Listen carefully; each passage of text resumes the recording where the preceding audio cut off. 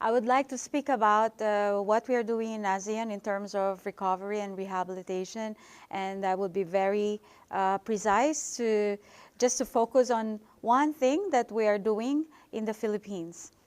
Next slide, please. This one. I'm going to talk about the ASEAN Strategic Assistance for the Recovery of Yolanda, which is the local name in the Philippines, or Haiyan, the international name, affected areas in the Philippines, and focus on the ongoing project that we call Adopt a Municipality for Resilient Recovery. Next slide. So for those who are not familiar with our region, this is the way we look in our region, the Association of Southeast Asian Nations. We have a population of about 600 million people with 10 member states, including Myanmar, Thailand, Laos PDR, Vietnam, Philippines, Brunei Darussalam, Malaysia, Cambodia, Singapore, and Indonesia. And in terms of losses, the GDP loss in 2030, annual average losses due to disasters amount to 4.6 billion. But in terms of GDP, the income is 2.4 trillion, so you can do the math. But per capita income is about $3,800. Of course, there's a very big range between the highest per capita income, which is Singapore, and of course the lowest. So that's the average. So we have this kind of risk profile and very varying risks as well within the region. Next slide, please. So for the Philippines, which I'm going to talk about now, the strategic recovery assistance that ASEAN is providing to the Haiyan affected areas in the Philippines, or what we call the Yolanda corridor. It started, of course, when Typhoon Haiyan struck the central Philippines in November 2013, about 1.5 years ago. And this destroyed a lot of cities, 171 cities and municipalities, affecting about 11 million people in this so-called Yolanda corridor. And then during that time, ASEAN has not really been into recovery. Before that, ASEAN was involved in the Cyclone Nargis, ASEAN Humanitarian Task Force. That was the first foray of ASEAN in recovery and rehabilitation, but it was not yet institutionalized in 2008 at that time.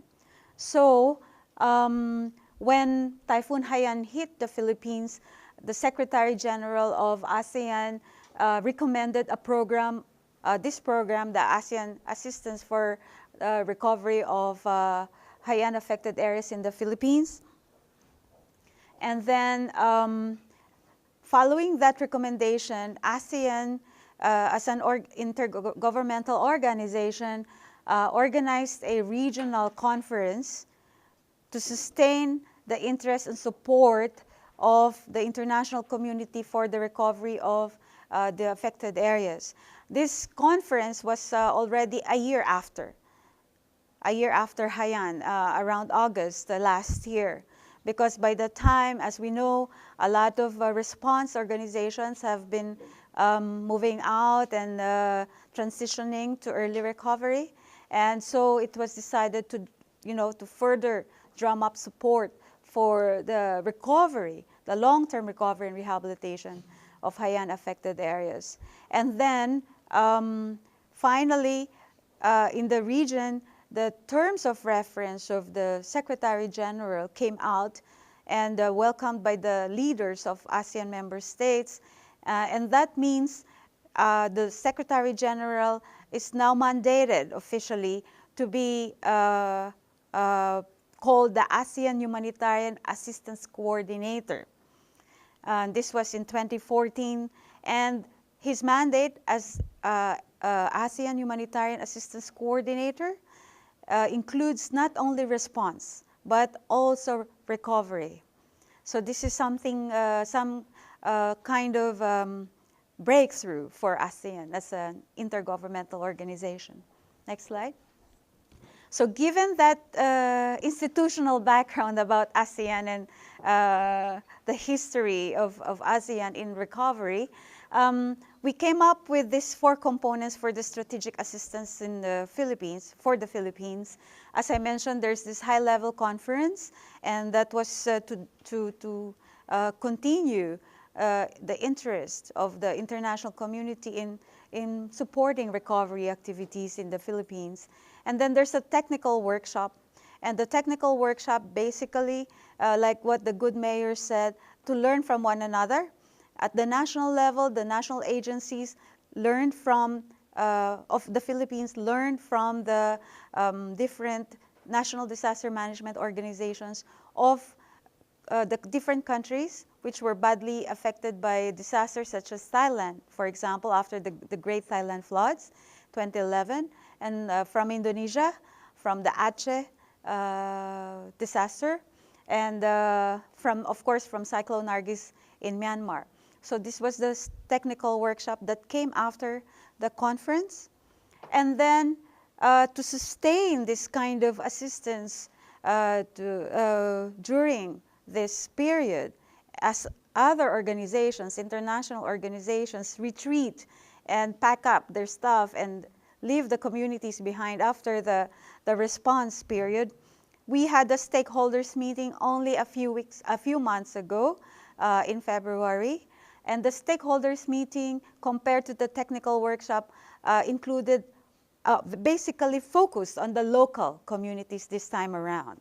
The technical workshop and the conference were mostly national agencies, but now, and this is the first time again for ASEAN to go down after Cyclone Nargis in Myanmar, to go down to the local level and really communicate and engage with the local leaders. So the stakeholders meeting gathered the different municipalities affected in different provinces in the Haiyan corridor or Yolanda corridor. And that's where we had an inception workshop and decided to have 4 pilot areas in the Yolanda corridor, 2 municipalities in the province of Iloilo in central Philippines, and another 2 areas, pilot areas. One is Palo, which is an urbanizing area, municipality, and the other one is Ormoc City, which is already highly urbanized, and the other 2 are actually rural areas. So we are trying to look into different levels of development and how to help them in the recovery planning and implementation. So this is what the Adapt a Municipality project is all about. Next slide, please. So the idea for the Adapt a Municipality is to continue the third bullet, to assist the affected local governments in resilient recovery planning and risk-sensitive land use planning. These 4 municipalities that were chosen by the Philippine government to be part of this ASEAN project. It's a partnership between ASEAN and the Office of the Presidential Assistance for Recovery and Rehabilitation, or OPAR. OPAR is the national organization tasked to coordinate the massive recovery and rehabilitation process, just to coordinate and orchestrate all these projects for recovery for the Haiyan disaster. So, and these 4 municipalities actually have very low capacity in terms of recovery planning, and you would be surprised that after 1.5 years, they haven't started yet. They don't know what to do. They didn't know where to start, but they just started doing it, just like what Christchurch did. So they just started doing it, but they wanted to do it, with the help of a framework, and they wanted to make it very rational, very scientific, and they're very open to this idea. So they became part of the Adapt a Municipality project. And this would be the basis for developing a model. This is the idea of Asean, that we would like to develop a model for resilient recovery planning and implementation after a large-scale disaster. Next slide. So talking about the Adopt a Municipality project, or AAM, for resilient recovery, we would like to operationalize the Build Back Better, Faster, and Safer, and model a resilient recovery planning process in ASEAN by piloting in 4 municipalities in the Philippines. That, in a nutshell, is what the AAM is all about. And next slide. So the process or the objectives that we would like to achieve with this project is, we are not going to do the planning and implementation for these municipalities, but we would provide technical assistance and enhance their capacities to do this in order to sustain these efforts. So we're not going to do the work for them. And then aside from that, capacity building, there's also capacity building and recovery planning. The idea is to use the resilient recovery plan as an entry point for revising and updating their comprehensive land use plan to make it climate and disaster risk sensitive. Because in the Philippines, the law mandates all local governments to come up with a local disaster risk reduction and management plan, or local DRR plan. And that includes a recovery plan, a pre-disaster recovery plan. But not one city or municipality in the Philippines has done it. Pre-disaster recovery planning has not been institutionalized in the Philippines. Maybe in very advanced cities like Makati City. But that's one in 1,000 cities in the Philippines. So it has not been institutionalized, although it's in the law. And also the law mandates all cities and municipalities to have a comprehensive land use plan. That's one. And more recently, last year, they're mandated to make their land use plans climate and disaster risk sensitive. So a lot of pressure on local governments.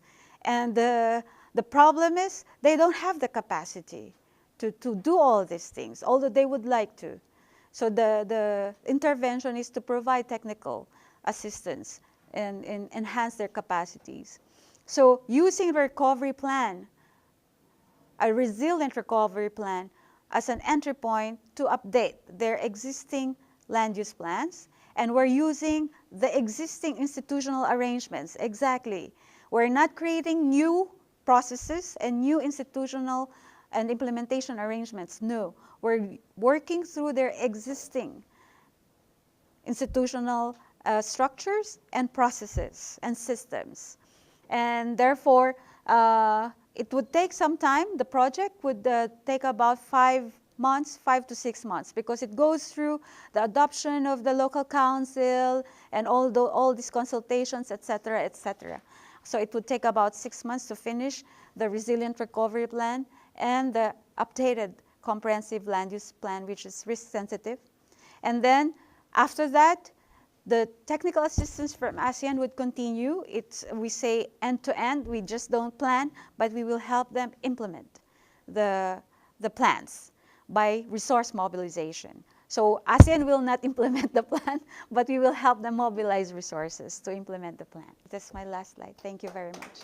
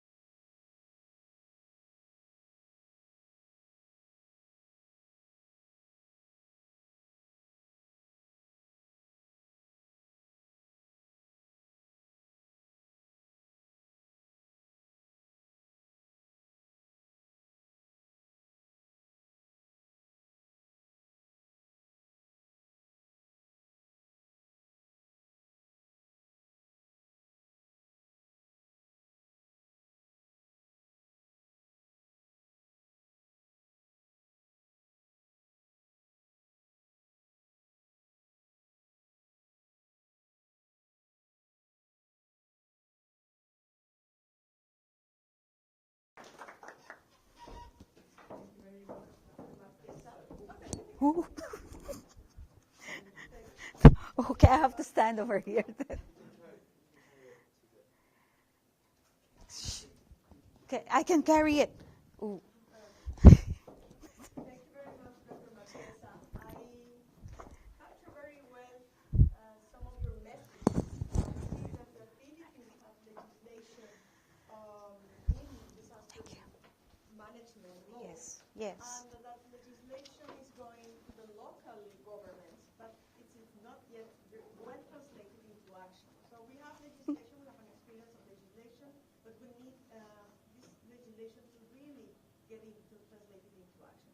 In addition of that, she shared that local governments have a lot, and they need technical assistance. Yes. Where Asean is going to provide technical assistance for helping them to become with an effective recovery plan, to become mainstream into the land use planning, as the mayor before said, try to mainstream as a component in that other planning processes. I would like to give a floor for the other members of the panel, if they have a question for Dr. Marquesa before I open the floor to the participants.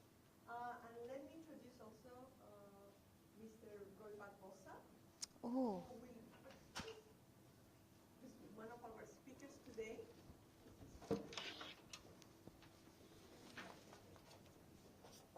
Oh, okay.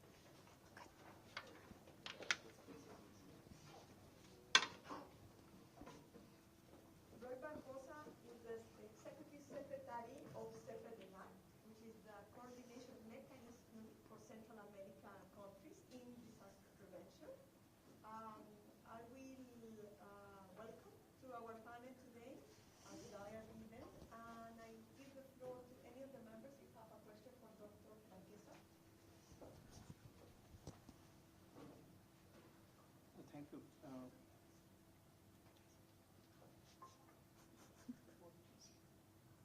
Is it on? No?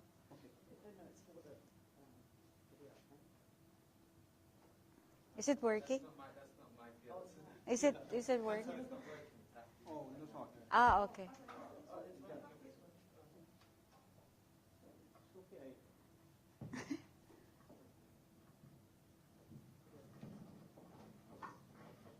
Hello. Yeah, thank you very much for your very rich presentation. I'm just wanting to know, you have mentioned that Build Back Better taken as a principle in the Philippines. How the government has done it? Is it through legislation or through administrative order, or what's the position? Yes, I mentioned that it's a principle that is being followed by the Office of the Presidential Assistance for Recovery and Rehabilitation. It's an office, it's an agency which was set up specifically to coordinate this Haiyan disaster at the national level. It is their principle. It's not an administrative order or a legal legislation, but it's only a principle by which this office operates. So, and they make the pronouncements in their